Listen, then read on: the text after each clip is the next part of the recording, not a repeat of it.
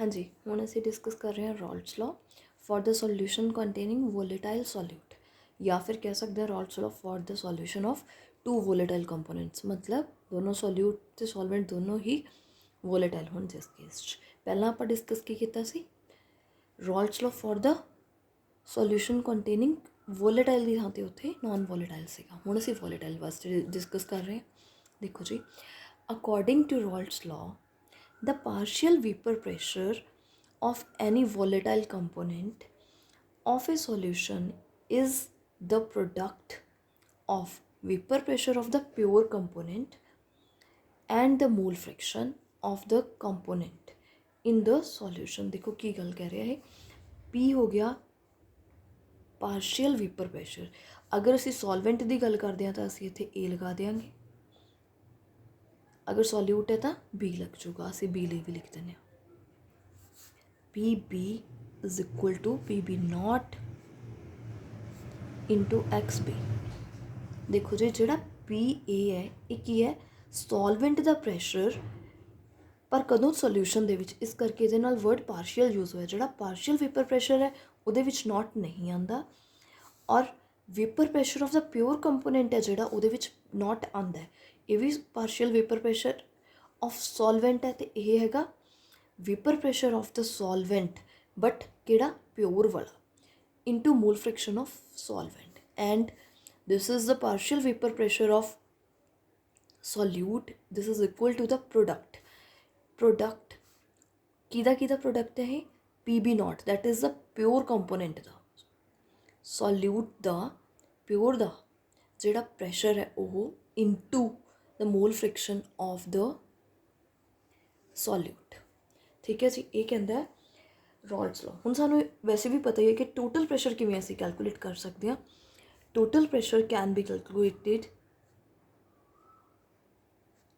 Total pressure नूं असीं P ले लैंदे, P is equal to P A plus P B. हुण पी ए की वैल्यू असीं एक इन्हां नूं इक्वेशन नंबर 2 and 3 लिख दिंदे आ।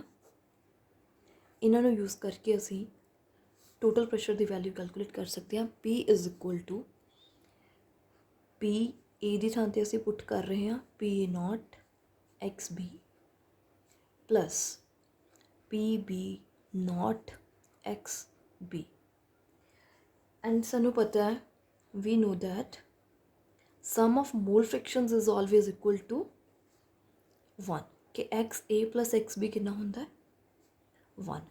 इस चीज़ में यूज़ करते हुए असी एक्स ए की वैल्यू कटते हैं। सब तो पहला X A is equal to 1 minus, देखो X A is equal to 1 minus X B. इनू यूज़ करते हुए असी इक्वेशन नंबर 4 है जी उन्होंने लिखते हैं।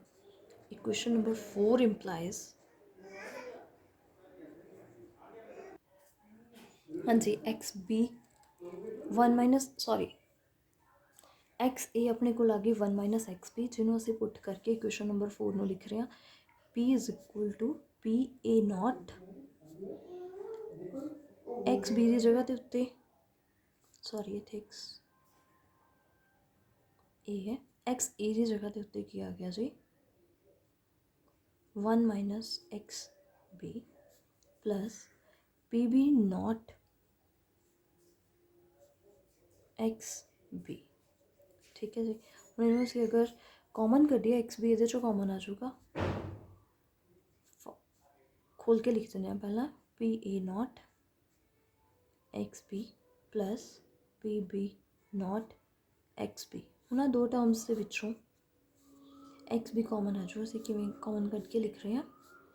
देखो ये बन गया पी ए नॉट, आ टर्म पिछे ले जाओ इन्हों अगे लियाओ, असीं लिख रहे हैं जी plus X B, P B naught अगे रह गया minus this one P A naught. ठीक है, अपने को टोटल प्रैशर दिया रिलेशन आ गया। अगर हुण असीं सिमिलरली इत्थे एक्स ए की वैल्यू पुट करन दी जगह ते एक्स बी की वैल्यू पुट करते हैं इक्वेशन नंबर 4 दे विच, तां की हुंदा देखो हुण यूजिंग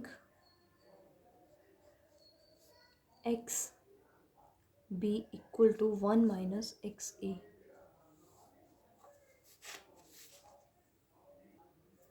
अपनी इक्वेशन नंबर 4 की बनती है जी, देखो फिर p इज इक्वल टू